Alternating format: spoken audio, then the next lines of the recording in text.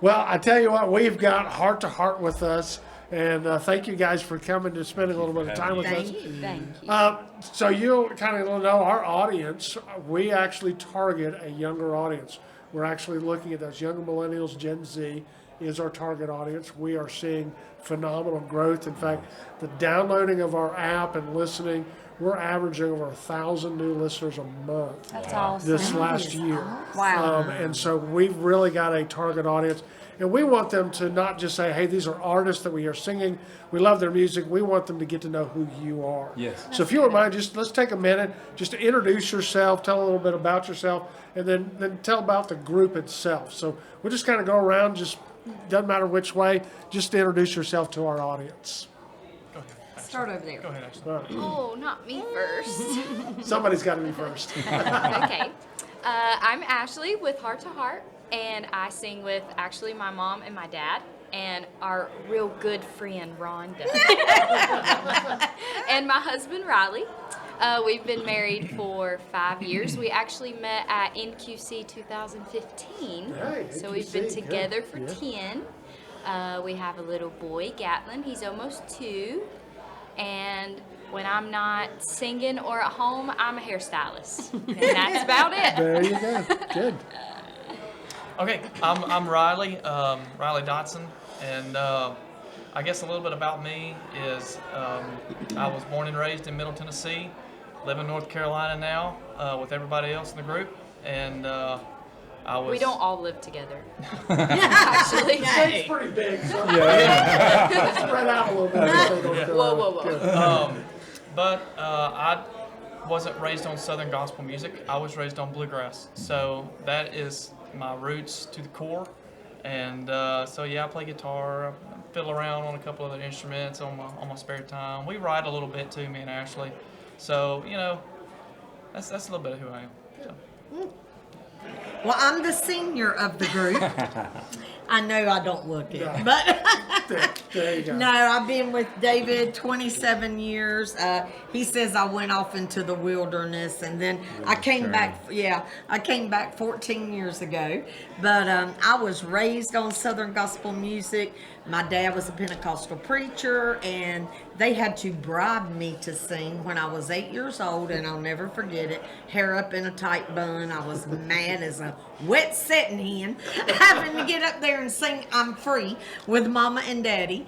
But anyway, on down the road, while I was with Heart to Heart, my husband, Jimmy, and we came back 14 years ago, and he passed 8 years ago, and I actually lost my husband and my mother on the very same day.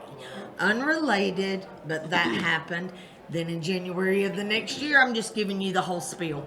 I had quadruple bypass surgery, had a heart attack, but now life is good, traveling, singing, have a beautiful daughter, my son-in-law Trip, and I've got 2 handsome grandbaby boys. Awesome. They're not babies anymore. They're 5 and 6, but still. They're always No, big they're babies. 6 and They'll always 7. be See, big babies. I told you I was old. Go ahead, hubby. Well, I'm David Kaiser. Started the group in 1998 with Rhonda, myself, and another. It was Dina's sister, so it was my sister-in-law, and myself and Rhonda were the original Heart to Heart. And I guess over the years, I was telling somebody here not too long ago about locking myself in my bedroom and listening to vinyl records that my mom had, gospel records. And of course, this week here at National Quartet Convention, we just inducted Jimmy Swaggart into the Gospel Music Hall of Fame. And I remember as a kid listening to Jimmy Swaggart records. And so I've always loved music, always felt the call into ministry. I guess it was probably in my 20s.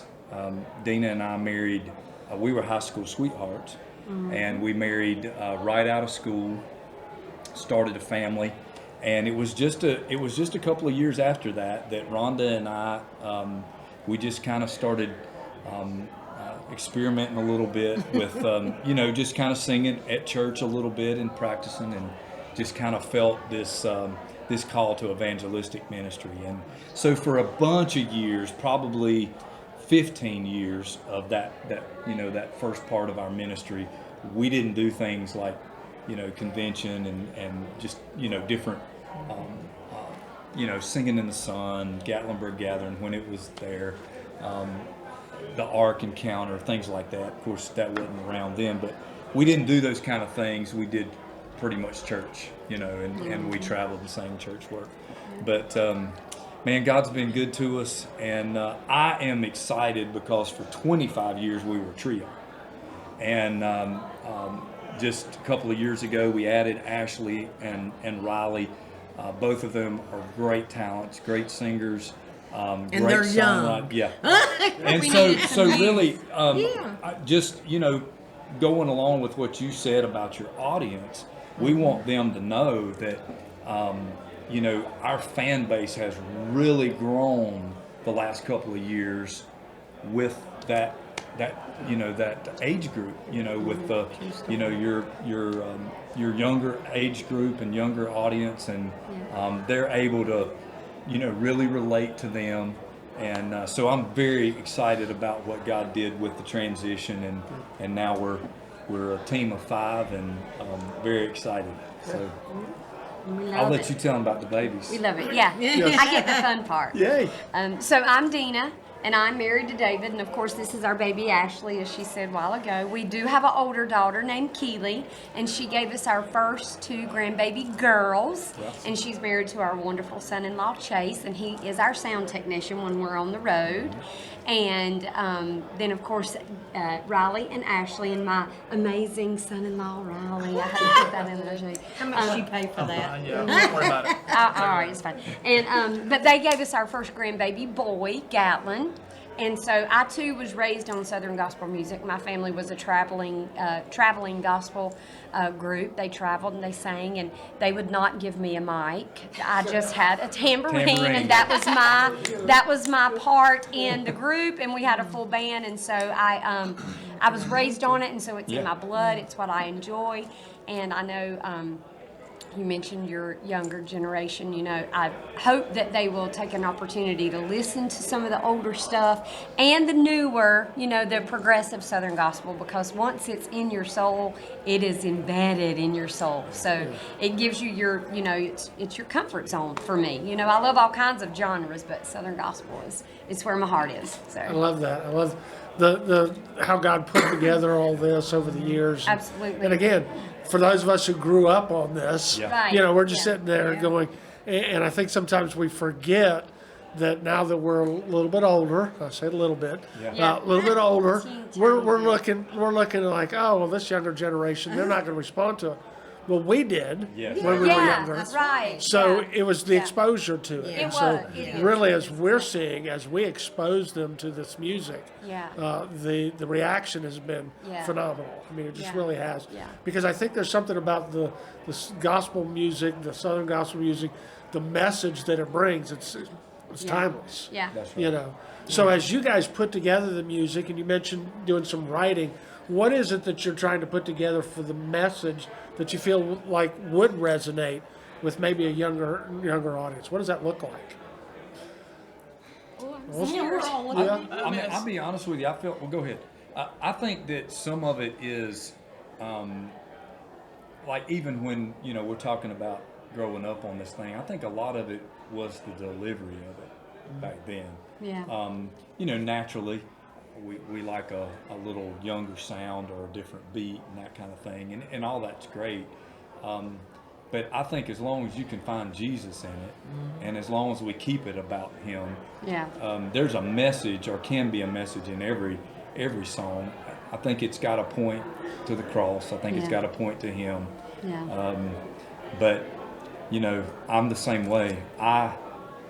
I couldn't get enough of it as a kid, Yeah. and I still love it as But a I young think it's adult. all in, I think it's all in God's timing too. A funny thing happened to me this past week.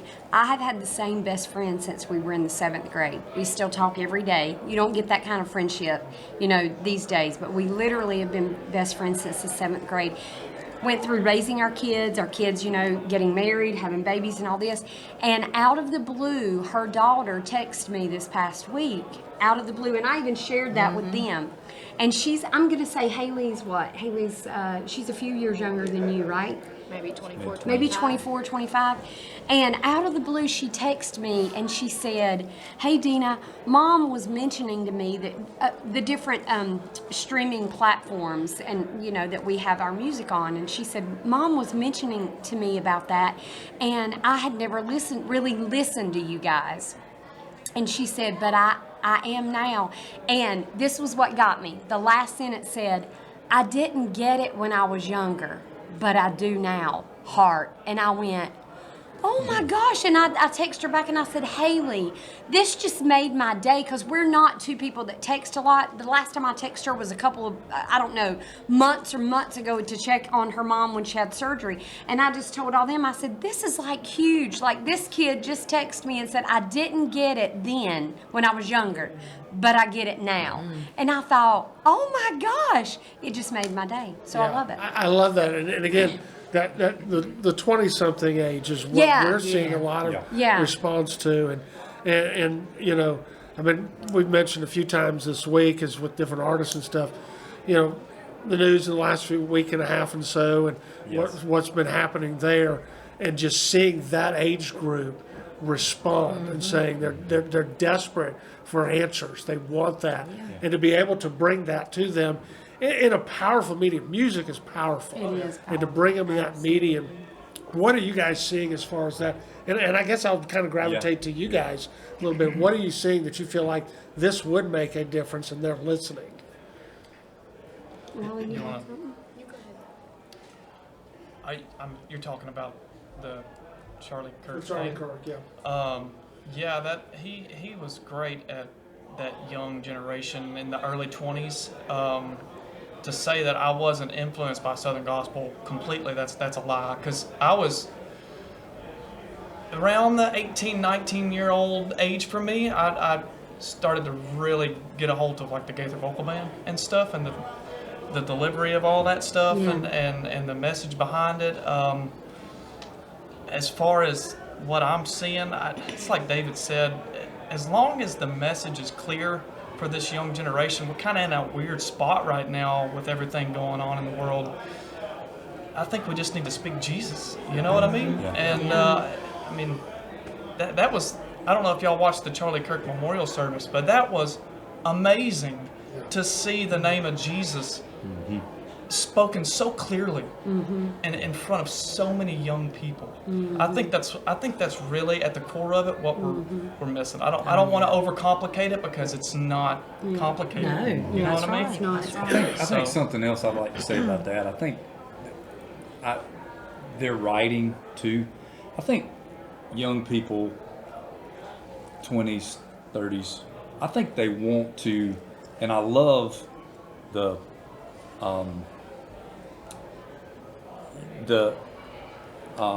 title of the station, Truth and Love. I think that's one thing that generation wants. They want the truth in love, not out of being Hard. or but I think too they want to hear a lyric that is real life lyric. Yeah.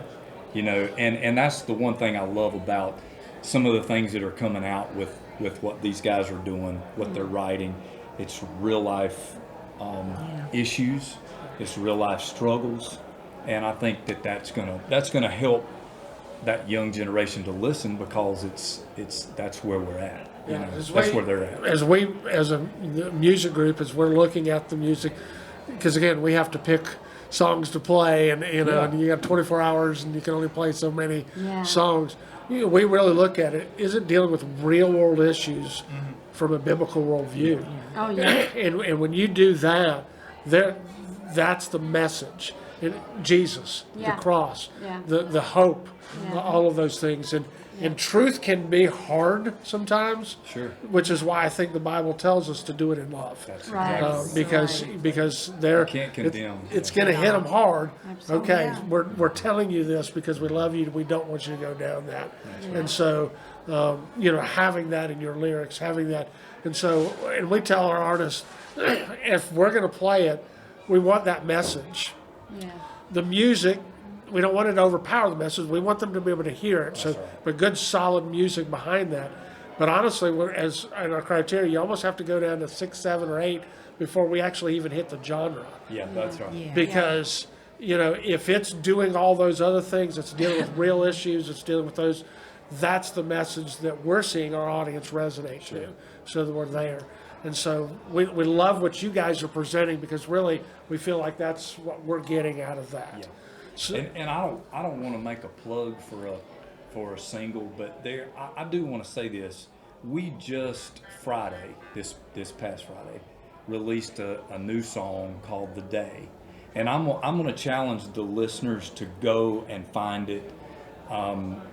Whatever streaming platform you're on, go find "The Day." Riley sings this song, and it talks about those issues. It talks about alcoholism in the first verse, which people don't want to sing about that, right? That's real. So it talks about addiction, and then the second verse talks about guilt that we can't forget. Yeah.